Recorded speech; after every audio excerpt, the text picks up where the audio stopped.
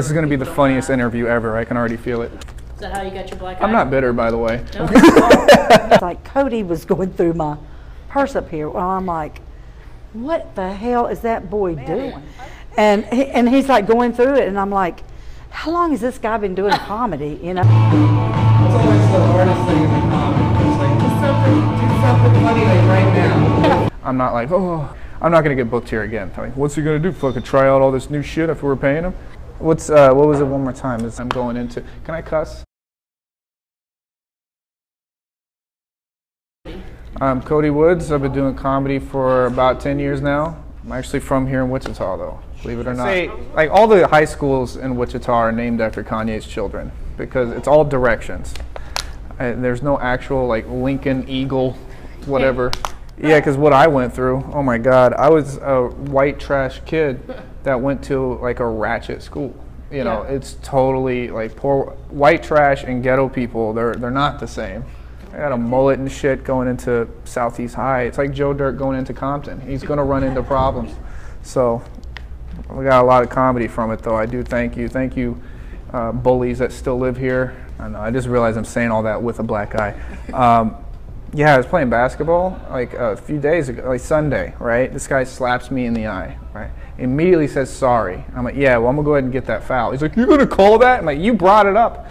And then now I look in the mirror, I'm like, oh my, I look like fucking Ellen at a Black Lives Matter rally right now. And I have mascara, what I think you call it, on, and I can't cover it up. Black. Mascara's black? Yeah. What's the cover up is like cover up? Yeah, probably cover up.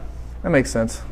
I thought they were really fancy names. I thought I was being like some genius language breakdowner because I was like, oh well, mask era, so it's clearly a mask. You know, when it came from the ancient Roman Caesar word Latin mascara. I don't know, but it turns out it's black.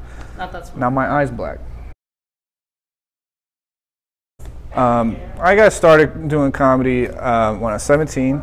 I did it in high school in front of a theater full of people I knew. I wrote comedy 2 years beforehand, though, because I wanted to at least be an okay joke writer when I started. So I did 3 minutes, felt like 45 minutes, because I was like, oh yeah, well, how long was that, 45? They're like, no, that's 3, idiot. And I was like, okay. So I try to do like the homework style of writing and the spontaneous style. Spontaneous style is always the best. Because it's like, but usually when you're doing the homework writing where you're just trying to vomit whatever's in your head, 80% of it sucks. But every once in a while you'll find something really interesting that you forced out instead of something spontaneous that hits you. Spontaneous is usually the funniest though. Because when it pops in your head, you're like, it came to you right there for a reason. It's usually funnier. Well, after tonight where that audience member punched me in the eye, it's 50-50 for me. I can't help it. Like, I got to follow my first instinct. So if my brain tells me to do crowd work, then I'll do it. I don't like doing it where you wake up the idiots, though.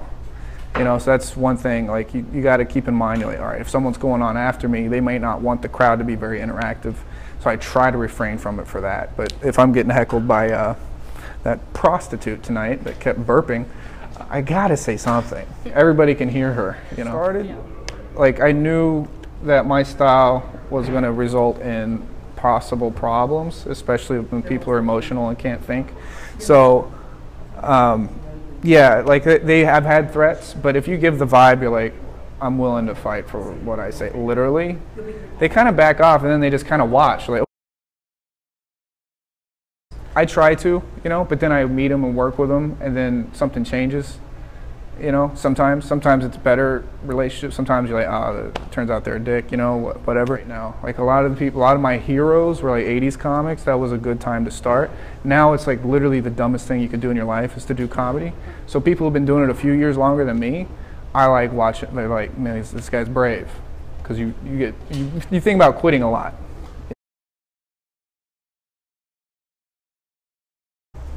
I look for it. It doesn't come to me. I'm looking for failure, because that's where you grow in comedy. Comedy, literally all it is failure. That's all it is. You have to try and fail. You have to see what works, and the more that you know doesn't work, the more you can do. basically. So it's really a painful process. But if you run from failure, or if you're like, I'm gonna brace myself for failure, that's not what comedy is. You have to go towards failure all the time. I do what I want to do now, and if you're not on board, I at least know how to get you a little bit on board. And I think that's better comedy, because then you're coming from yourself. You're not pandering. You're not, adjusting yourself. You really are putting yourself out there.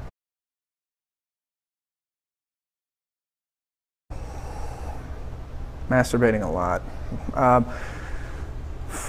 Comedy got me laid. I don't know what I would be. I'd literally be single. A lot.